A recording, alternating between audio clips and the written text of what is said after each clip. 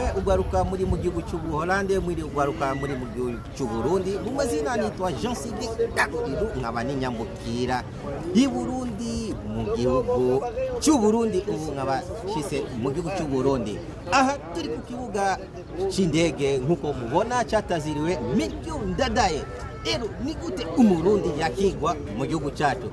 Icyambere murabona yuko umuryango uzukamwakira, uno ni grand frère yaje kunyakira. Ikintu cyambere yagaragaje n'urukundo afitiye, icya kabiri n'agatwengo idonido kagaragaza ukuntu abarundi twakira abiwacu mu gihugu.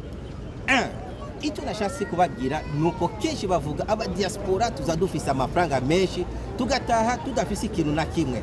Jiwe ninjiye mu gihugu nafise amafaranga ariko nzobereka ayo nzotahana nkuye ngaha mu Burundi. Igihugu kirakaze ariko nkuko bayamaze abarundi ngaha muri kode y'iwacu baca umugani mu Kirundi ngo umurundi akenye akarimi ariko ikibiri cyose kirakize. Nukuvuga muri kode yacu nka kujya wumva umurundi avuga ndakenye ariko akajya gatatu ku munsi, nako umuntu ashoboye kuba kenye akajya gatatu ku munsi.